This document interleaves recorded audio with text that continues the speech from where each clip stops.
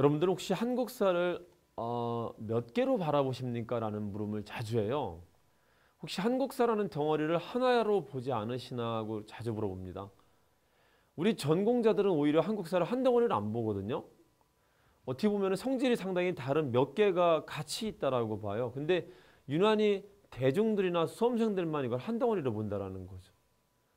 잘못 나가기 쉬워요. 그러면은 한국사라는 것은 크게 세 개의 덩어리로 이루어져 있습니다. 잘 아시겠지만 고대하고 중세하고 근대라는 거로 이루어져 있어요.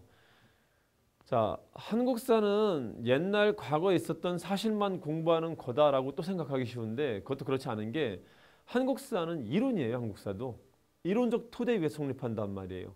그 이론을 먼저 아시면은 한국사라는 걸 접근하기가 굉장히 편해요. 한국사의 대표적인 이론이 이거예요. 고대하고 중세하고 근대라는 거. 여러분들이 고대라는 것을 한마디로 정의할 수 있어야 돼요. 굉장히 중요합니다. 이 시기에 사용하는 말들이 있어요. 이 카테고리에서만 허용되는 말들이 있단 말이에요.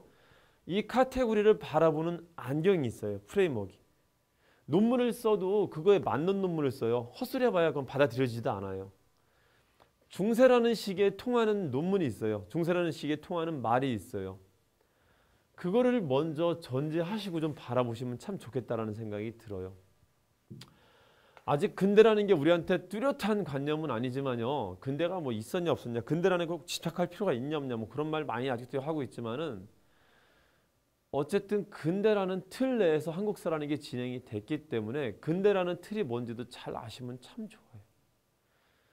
자, 사실 이론적인 문제를 내는 것은 고대에서 많이 내거든요. 근데 중세도 간간히 냅니다. 지금은 사실 이제 중세 이론 문제에 가까운 문제를 낸 거죠. 자, 우리 독서상품과를 가지고 한번 얘기를 한번 해볼까요? 고대 국가를 이게 귀족제 사회라고 해요. 귀족사회. 이거에 비해서 중세는 이제 관료제가 상당히 진전된 사회라고 해요. 이게 고려하고 조선으로 나눠지는데 이 중간에 낀 고려는 아직도 논쟁이 되게 많아요. 아직도 귀족 성격이 좀 많이 남아있냐 아니면 관료제가 많이 진척이 된 거냐를 가지고 논쟁이 많이 심해요. 고려시대를 전공하는 모든 사람들이 가장 먼저 하는 게 뭐냐면요. 고려시대가 귀족제 사회냐 관료제 사회냐를 먼저 정의하고 가는 거예요. 이게 얼마나 중요한지 아시겠죠? 하여튼 대체로 통설은 그렇습니다. 아직도 귀족적 성격이 많다라고 해요. 귀족 사회로 보는 게 좀 통설입니다. 아직도. 자, 어쨌든 이 시기에 비해서 중세는 관료제가 많이 진전된 사회다. 자, 그걸 상징적으로 보여주는 게 뭐가 있냐면요.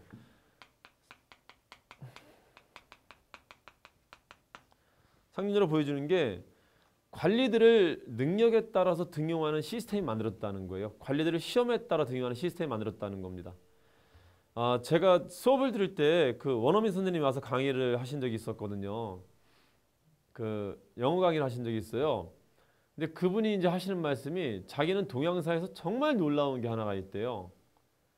정말 놀라운 게 이해할 수 없는 게 하나가 있대요. 그게 뭐냐 그랬더니 동양 사회는 그 옛날부터 그 먼 옛날부터 사람들을 시험을 봐서 뽑았다라는 거예요. 정말 난해야 돼요, 이건. 유럽에는 없는 정말 독특한 제도예요.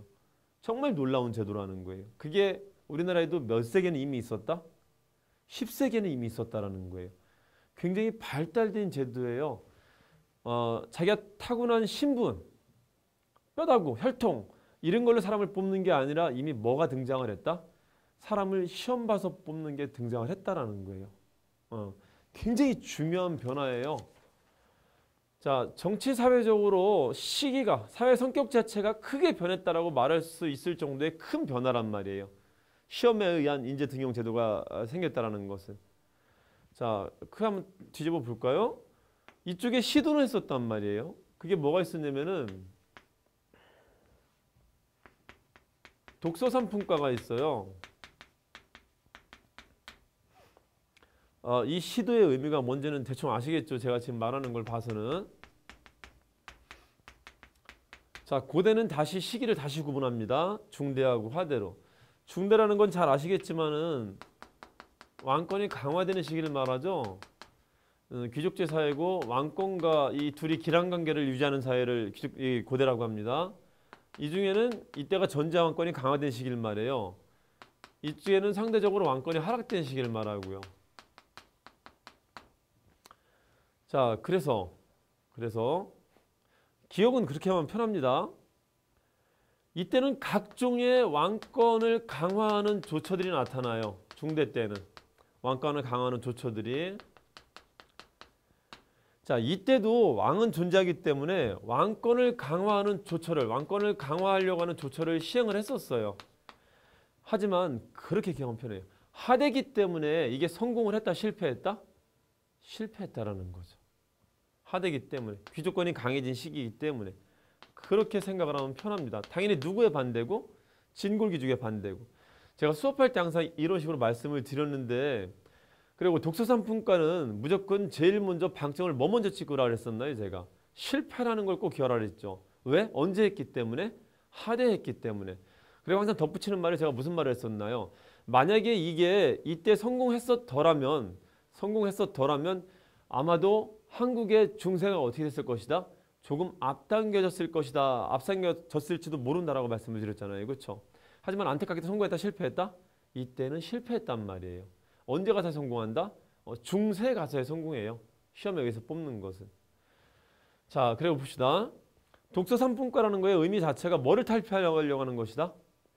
귀족이 주도가 되는 사회를 탈피하려고 하는 거예요. 능력에 따라서 선발하려고 하는 거란 말이에요. 그럼 뒤집어 생각하면은 이 앞의 시기는 사회 성격 자체가 어떤 사회냐면은 뭐에 의해서 내가 뭐만 있으면은 사회에서 출세할 수 있는 것이다. 그걸 이른바 골품이라고 하는데, 그거를 우리가 귀족이라고 할 때 가장 중요한 걸 혈통이라고 해요. 타고난 뼈다구를 가지고 따지는 거예요. 다른 건 다 필요 없고 뭐만 좋으면 되냐면은 타고난 뼈다구만 좋으면 되는 거예요. 그걸 벗어나려고 하는 게 중세가 되는 거고요. 이때 이미 시도는 했었지만 성공을 했다 못했다? 안타깝게도 성공 못했다라는 거예요. 당연히 이 시도는 뭐에 의해서 사람들을 뽑으려고 하는 거고? 능력입니다. 자, 이거 한자 그대로 풀이해드리면 이런 뜻이에요. 독서 능력을 상품에 따라서 한다는 거예요. 품이라는 게 무슨 뜻이라 그랬죠? 등급이라는 뜻이에요. 품이라는 것은. 품과 분이라는 게 이게 등급이라는 뜻이에요. 이 등급. 자, 독서 능력을 3등급에 따라서 사람들을 뽑으려고 했었던 것이다. 한자 그대로 풀이하면 그렇습니다. 지금은 어떤가요? 지금은 타고난 신분이 중요한가요? 개인의 개개인의 능력이 중요한가요? 일단 뭐 통설은 그렇습니다. 능력에 따라서 자기의 그 기질이나 아니면 출세 같은 것들이 뭐 활발하게 전개될 수 있다라고 하는 게 일단 통설입니다. 하지만 후대사가들은 어떻게 평가할지 몰라요. 자, 여태까지 통설은 그렇다. 자, 그렇게 보면 되겠죠. 자, 그리고 이 중세의 끄트머리가 언젠가요? 뭐 최근에는 조선이라는 사회는 근세라는 표현을 쓰기도 해요. 근세라는 표현을 쓰기도 해요. 그리고 조선 후기라는 시기는 아예 다른 성격으로 접근하기도 하고요.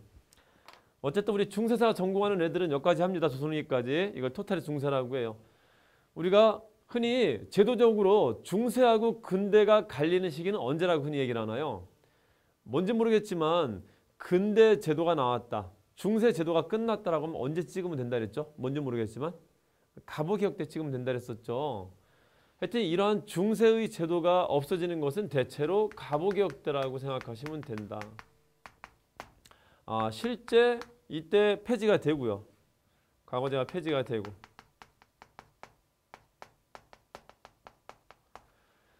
그게 뭐 전고국이라는 걸 만들어 갖고 선거 조례 같은 걸 만들어 갖고 새로운 관리 선발 시스템을 만들어요.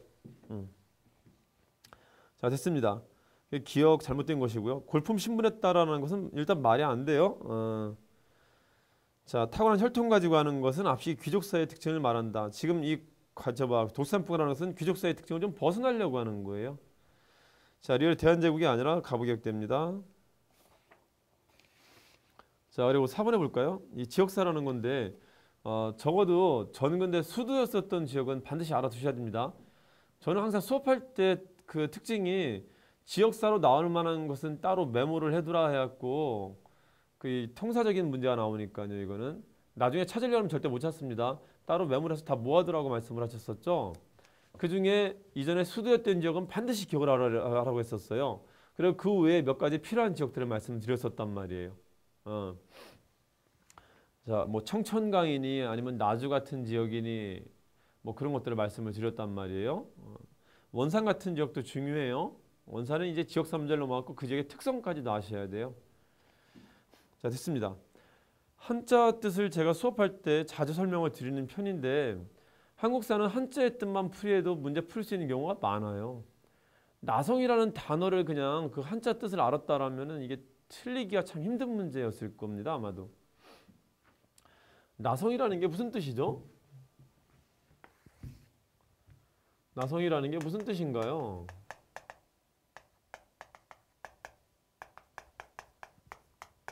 이게 벌릴 나자잖아요. 그렇죠? 성을 벌려 짓는다라는 거예요. 어디서? 어디서 벌리는 거죠? 우리 한국의 특징은 있잖아요. 양성체제라 그래갖고 평상시에 도성이 있어요. 사람들이 모여 사는. 평시성이 있습니다. 전쟁 나면 튀는 성이 있어요. 이걸 뭐라고 하냐면 산성이라고 해요. 대체로 이런 양성체제가 유지가 돼요. 조선주에까지 이 특징이 좀 대체로 이어지는 편입니다. 네, 고구려 때부터 만들어졌다라고 하는 양성체제가 유지가 됩니다. 근데 또 한편 뭐가 나왔냐면요. 도성 자체를 방어하기 위한 구조를 튼튼히 하기도 하는데 이 도성의 방어망이 적다 보니까는 도성의 방어망을 좀 넓혀 짓는 경우가 있어요. 이걸 나성이라고 해요. 도성을 벌려서 성을 지은 걸 말하는 거예요. 자, 그래서 고려의 나성이라고 하면 이거 말을 어떻게 해야 되나? 이거 말아야 되나? 하여튼 고려의 나성이면 고려 수도가 어디죠? 개성이란 말이에요. 고려의 나성은 개성에 있을 수밖에 없는 겁니다. 다른 시기에 나라 이름을 말하면서 그 나라의 나성 어디냐라고 물어보면 어디라고 생각하면 될까요? 당연히 수도예요. 예를 들면은 백제 사비시대 때 나성이 있었다라고 하는데 그 나성은 어디에 있을까요? 당연히 부여에 있겠죠. 고구려 평양시대에 나성이 있었다는데 어디일까요? 그 나성은 당연히 평양이 있겠지. 그렇죠? 한자의 뜻만 알아도 그냥 풀 수 있는 아주 지극히 단순한 문제였다는 걸 말씀을 드리고 싶습니다. 자, 5번의 사학사 문제죠. 사학사 문제.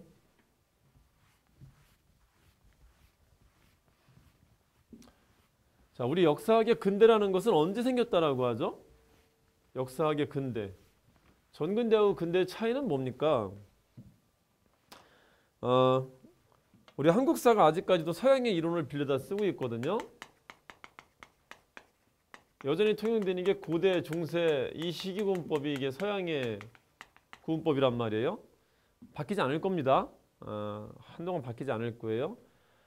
한국의 이 이론을 만들려는 시도도 하고 있어요. 껍데기는 서양 거예요. 한국사도.